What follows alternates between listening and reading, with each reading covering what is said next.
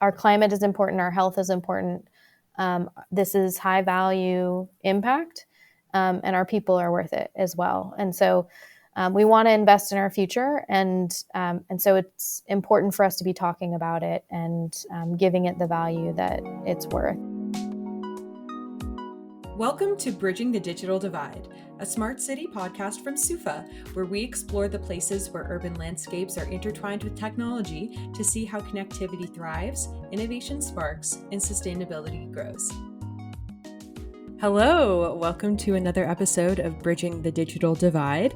I'm Allie Peters, the content marketing specialist here at Soofa, and I'm joined by Kyle Hawk, the director of marketing at Soofa. Hello, Kyle. Hey, Allie. Hey, how you doing? Good. We're almost at the end of our first season here, which is kind of crazy I to know. think about. It is crazy. It started as an idea probably well over a year ago at this point, and now we're already here. It's kind of just funny to think about. It's already we've already done so much. We did it, Allie. We did it. We really did. And today we're going to be talking to Shelby Rust Buso, who is the Chief Sustainability Officer at the City of San Diego. Shelby has lots of experience working in innovative cities like Miami and Augusta, and this role was developed, I think, just about a year ago. She's a year into this role, and we're really excited to talk to somebody who is specifically working on sustainable initiatives for a city. I feel like it's come up a lot in our conversations, Kyle. Just, talk about sustainable projects and what cities are doing to think more sustainably. But so it's exciting to get to talk to somebody whose role is solely that. Yeah, I was talking with somebody recently in the space who was kind of mentioning that in years past, you would visit a smart city conference and there's, the mobility and transit groups. There's all these different departments and groups that are involved in this, and then over in the corner there'd be the sustainability people. Well, now those people are kind of at the forefront. Sustainability is a big part of the conversation as people think about smart city technology and the future of cities in general. You can't avoid it, and as you said, it's been coming up in a lot of our conversations, and I'm just delighted that we had the chance to chat with Shelby to hear how a city like San Diego is thinking about sustainability as a whole. I thought it was a really fabulous conversation. Me too. And so we can get right into our conversation. Here is Shelby Rust Buso. Shelby, thank you so much for giving us your time today. Thanks so much for having me.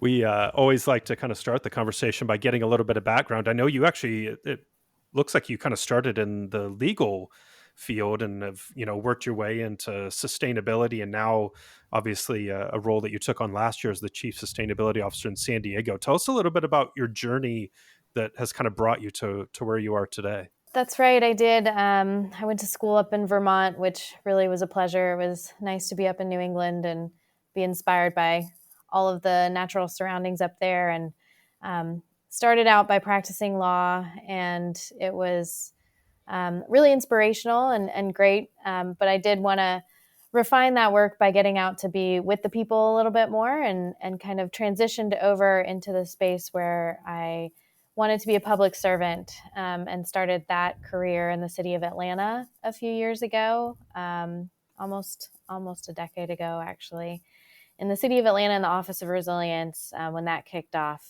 back during the 100 Resilient Cities days. And the resilience term really was a little bit of an evolving term at that time, and focused a lot on economic resilience, really. From there, went down a little further south to the city of Miami, and resilience was a little bit more infrastructure based. And now I'm really happy to be on the West Coast and talking about sustainability and greenhouse gas emissions, and focusing the work a little bit differently, but really taking into account the evolution of my story here and bringing it all to fruition in a little bit of a different way, but it all builds on all the work of the past. That's awesome.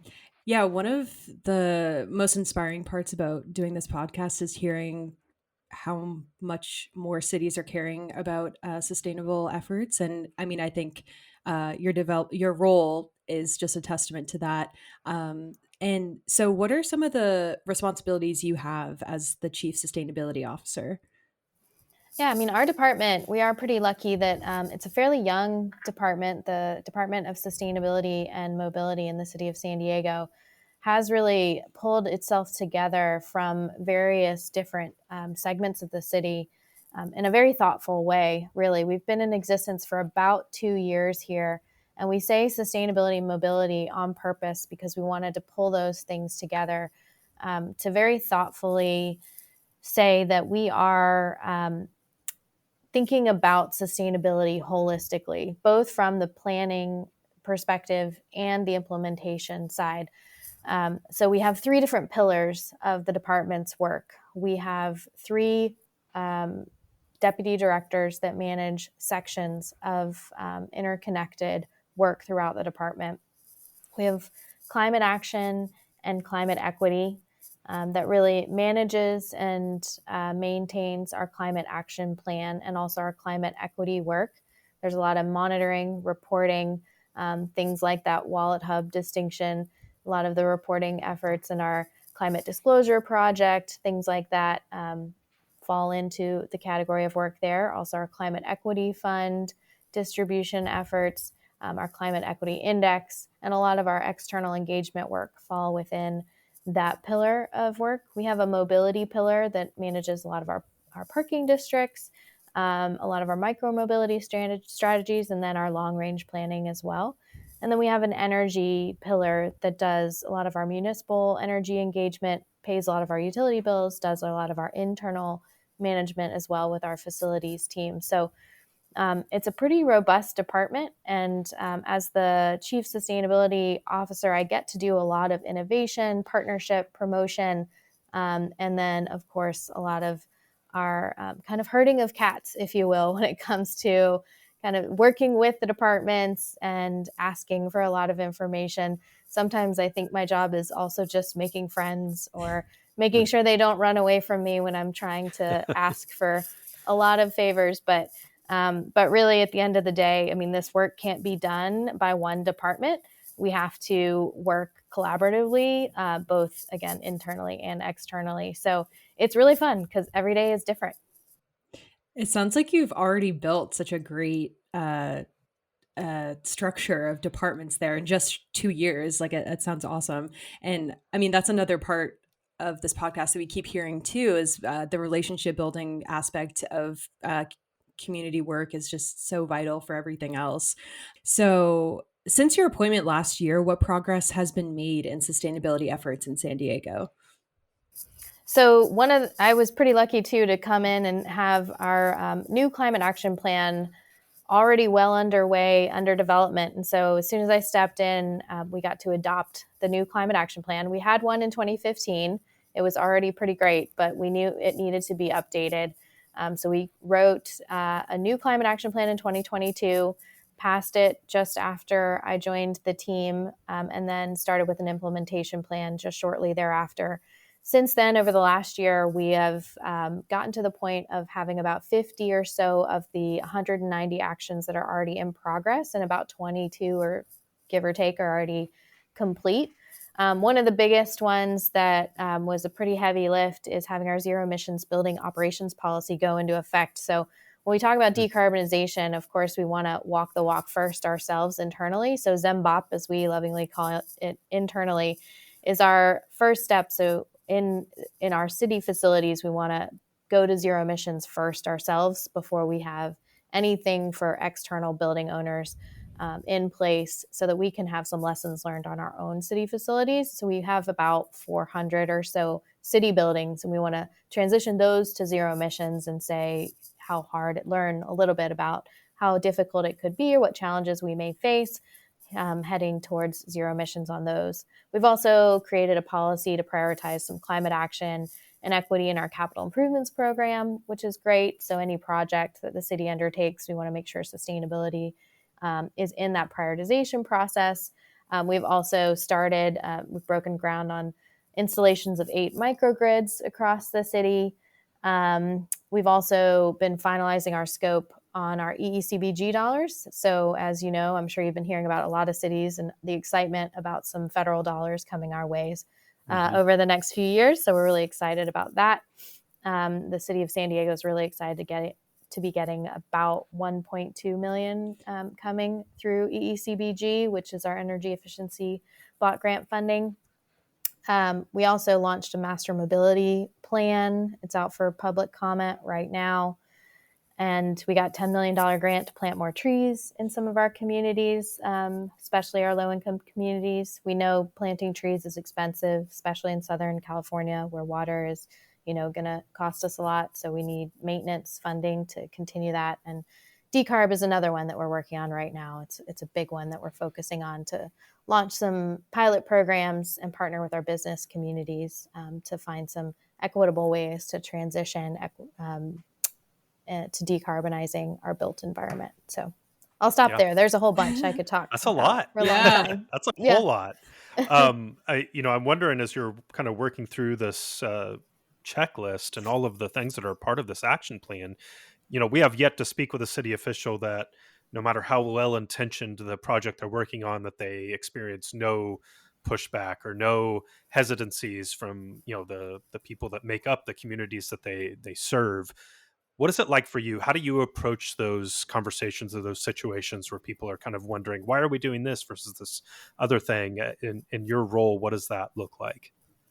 Yeah, no, I mean, it's a great question. And like you said earlier, relationships are really key, and following through on all of our processes. And so our promises. And one thing that I think has been key for us is our climate equity working group, because we set that up at the onset of our replanning process for the climate action plan. And we didn't just do it as a part of the planning process. And that was a part of the discussion. It was up for discussion. Okay, should we create this equity working group that was about 32 community-based organization representatives that came together to create a climate equity index. They had one purpose. It was an informal group. And so once they created that, was that the end of their purpose? Should they just disband? And we decided to keep them on. And then we also decided to hire a climate equity specialist. And then that person just kept them going. And we found there was always something to talk about, and we kept them together. And we keep following up with them. We keep bringing them together. And there's always transparency in sort of our city operations. And we continue capacity building with that group. So my answer, I guess, is really that we just always keep informing everybody about everything that's happening, that as it's happening, so that there isn't later an opportunity for an organization to ever say, like, we didn't know this was coming, or we can bring a project to city council and they say, we didn't even know what decarbonization meant or what a building performance standard was. I mean, of course, not everybody's always there's never enough engagement. You can always do more. We're going to always want to do more. We're going to always continue to do more. But we're going to try our best to continually offer opportunities for engagement along the way. And so I think that's the point, is to just have continual relationship building, always have opportunities for open communication. And that's kind of a main tenet. And one of the reasons I like being here in San Diego is that ethos is really ingrained across the city. That's great. Yeah, that's really great to hear. And it makes sense that so much communication is needed to keep these projects going and make sure everybody knows what's going on. And so when your team has a project in front of you, what's the strategy or what's the typical game plan that takes a project from start to finish? Yeah, I mean, I think I guess I'll maybe explain that through maybe an example for a project. Sure. Another fun one that launched recently was our mobility team actually launched something called the Beach Bug. And I think it's a really good example of something where we knew there was an issue. There was a lack of connection point to one of our communities, a beach community. And we had to figure out a way to get people from point A to point B, but we also didn't have a way to pay for it. So first of all, we identify an issue, and then we have to identify a way to fix that issue. So we knew we had a transportation gap. So, okay, and then we have to figure out a way to pay for it. And then we also have to figure a way to get the community behind it. And so with the beach bug, we created a parking district in this area. And we have the infrastructure behind parking districts that's managed within one of our teams to do that. And so the parking district can pay for a circulator. And because we're sustainability department, we want that circulator to be zero emissions. So we can purchase an all electric vehicle.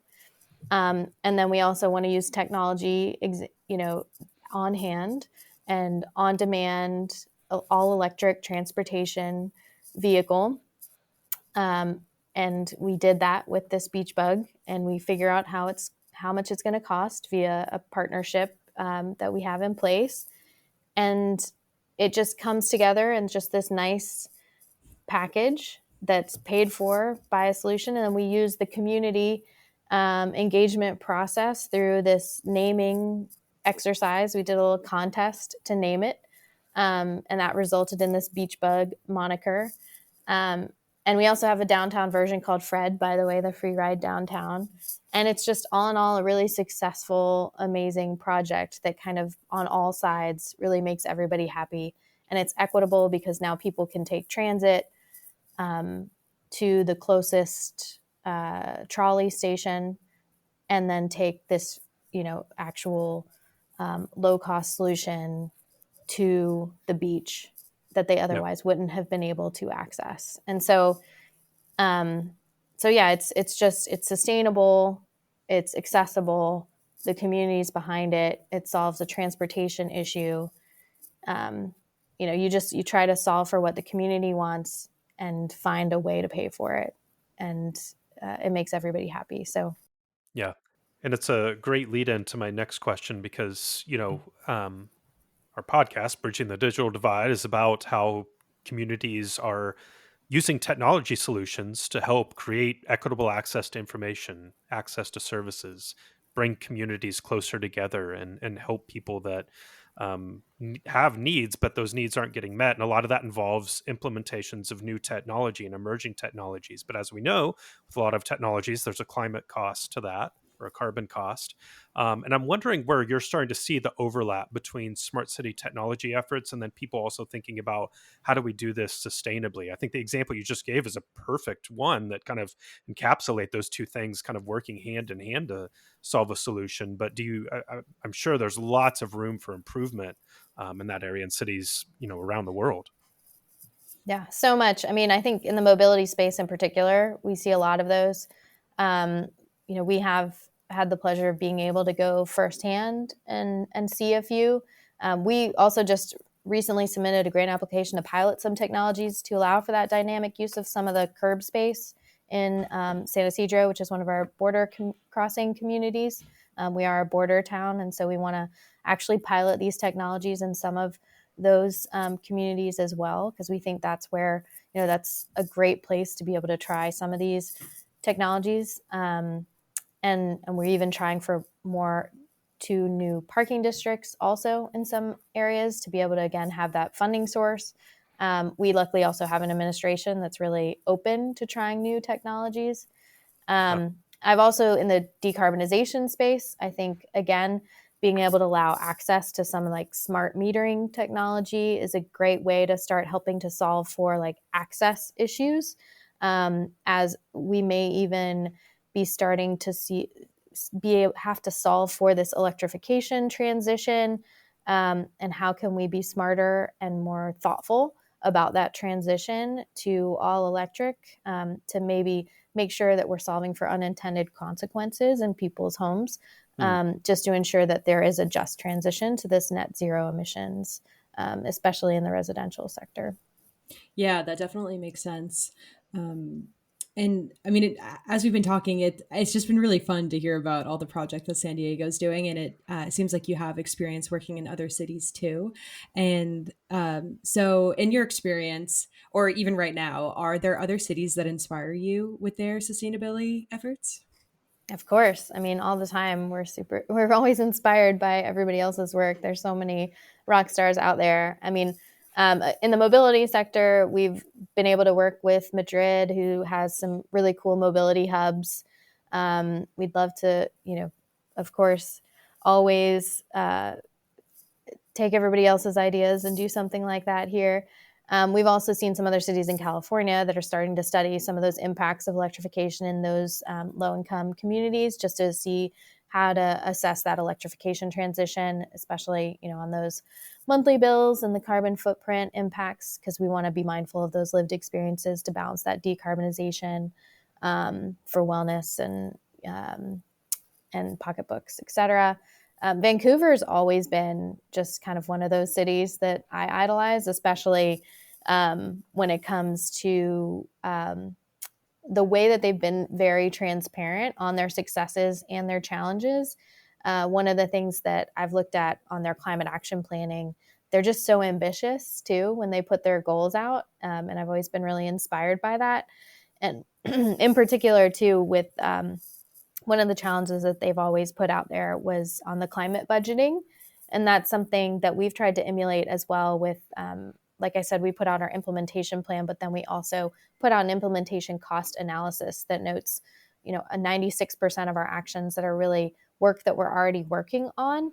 And that really kind of speaks to the fact that a lot of the work that we're doing really is ingrained in our normal scope of city operations. And I think that helps us, being inspired by their work helps us to see how we can transition our work and just do it a little bit differently. And it's those conversations with other cities where we see we're so similar too, and that we can have conversations about how we just take our normal operations and do things a little bit differently by shifting our way of thinking and by just infusing a bit of innovation into our work and changing our own mindset a little bit. And it's those partnerships that'll be a little bit critical, because where I'm so inspired by another city's work, I just see that we're actually doing the same things just a little bit differently, by just changing or adding in a new little partnership somewhat differently. It's that last little 4% of these new programs or projects that can just exponentially change something or have an enormous impact. And that potential is really huge. And that brilliance really can make a big difference to figure out how to meet our goals. Yeah. Yeah. You shared a really interesting point there about Vancouver as an example of someone that shares their successes, but also the challenges that they're facing. And I think that's interesting because this is really important work. Time is of the essence in a lot of ways. Everybody wants to feel like they're moving forward in the right ways and making the progress that we know needs to be made. But a lot of it is having those open dialogues about here's where we came up short and what we learned from it and how we can do it better going forward. Do you feel like those conversations are getting easier to have, and as more cities are kind of like starting to champion these kinds of efforts, that people are able to have more transparent dialogue around all of it? I think so. I think it is getting easier. I mean, things are just changing so quickly every day. It feels like there's a new technology coming out, and we're just not as afraid to fail. And again, I feel like our administration has told us that that's okay. It is okay to try something new, and we just have to be honest about it. I mean, we are throwing around big numbers again on the climate budget front. We are saying this could cost. I mean, our implementation cost analysis is throwing around numbers in the billions of what this could cost us. It's not going to be inexpensive, but that is what our annual budget is every year as well. And so we know it's slightly daunting, but it's also a big deal, and this is worth it. Our climate is important, our health is important. This is high value impact, and our people are worth it as well. And so we want to invest in our future, and so it's important for us to be talking about it and giving it the value that it's worth. And so we are trying to be out there and collaborate with our partners and have real conversations that are difficult to have, but it's also okay to share when we mess up, because we learn from that. Yeah. Well, you've gained a lot of experience, obviously, in the different ways that you've worked in sustainability leading up to now. And I mean, if you were to think about someone kind of in your seat in another city that's less further along than maybe San Diego is, they're kind of feeling the challenges in front of them, or they're trying to even take those first steps to creating a more, sustainable future in the city that they operate in. What kinds of encouragement or advice would you give to somebody that is looking to take, big steps forward, but knowing that they kind of have to do it little by little? I mean, honestly, small steps or big steps too is Yeah. really is really what we all have to do every day. I mean, it is big work, but it all makes a difference. It's I've also been able to go to a couple places and was just over in Athens, and um, it can be daunting, and when real emergencies are literally at your door, and we see at the end of the day that we're all people and we're all facing these challenges together, and we have so many similarities. But I think as cities, we find that we are this interconnected web of um, of similar people facing similar challenges, that together, no matter how small our work is, we're all doing this together at the same time, that it makes a really big difference globally. Yeah. And that none of us are going to be successful on our own, that it takes every single one of us doing tiny little incremental things together. And so we all at the same time just had this moment of clarity that they felt a little overwhelmed, or I felt a little overwhelmed, and it's okay, because we're not alone, even Yeah. though sometimes it feels like it. That we're all kind of here to support each other, and I kind of keep in my mind, sometimes I was just in awe of where I was at the moment, but I still remember there's somebody over there just in this amazingly beautiful place who's doing the exact same thing as I am, and there's also somebody in the middle of the country doing the exact same thing as I am, and it's all important all at the same time, no matter Yeah. the scope or scale. That's a really great message, and I think a great place to wrap up the conversation. Shelby, we're so grateful to have the chance to chat with you today. Thanks for sharing some of your experience and your insights. It was a pleasure to speak with you. Thank you so much for having me. All right, that was a really cool conversation with Shelby Rust Buso from San Diego. Kyle, I am always just really inspired to know that cities are really doing great work towards sustainability. Hmm. And to Shelby's last point too, I feel like sometimes even as people like myself or you who, are trying to do small things in our day-to-day lives to be more sustainable, sometimes I'm like, okay, am what I do is what I'm doing really making a difference? But like it is really like knowing that my efforts to lead a more sustainable life, and knowing that other people are probably doing the same thing is gives me a little bit of hope, Yeah. to that we're really making a big difference in it. Yeah, so I was inspired by what Shelby was saying, and cool to see that feeling kind of being expressed like on a larger scale too. Yeah, I mean, it was a really great point she made. I mean, it's all of us, right? We're all intertwined and moving in the right direction together. It's not just about the city of San Diego or Right. this other city or this place or that place. It's about all of us working together. And I think a lot of what she talked about in the conversation of just that buy-in that comes from the relationships that they develop in order to make these projects work is so huge, because all of these things are made up of individuals that have to buy into the vision and where we're going and why we're doing it. And I think Shelby is such a great example of someone that's created a really amazing approach to how cities can think about a sustainable future. And yeah, like you said, I say inspiring on the show a lot, and I guess I'm just Me going to own too. it at this point. But Yeah. that was a really inspiring conversation, and she left us with some really great words there. Yeah, absolutely. Well, that will do it for today's episode of Bridging the Digital Divide. This will be a wrap on the first season of our show. Thank you for coming along for the journey so far. We're going to be back in the new year with more episodes of this podcast. In the meantime, we'd love to hear your feedback. You can leave us a review and reach out to us at hi@soofadigital.com. We'd love to hear your feedback as we prep for season 2 of our show. Allie, thanks for doing this. It's been fun so far. Yeah, definitely. It's been really, like you said, inspiring, but also, yeah, I agree, very fun. So, And there's more to come. That's going to do it for today, and we'll catch you next time. Thanks for listening to Bridging the Digital Divide. If If you enjoyed today's show, make sure to subscribe to our podcast and leave us a review on your favorite podcast platform. And then come visit us at soofadigital.com to see how we're pursuing a mission to make every city smart, social, and sustainable.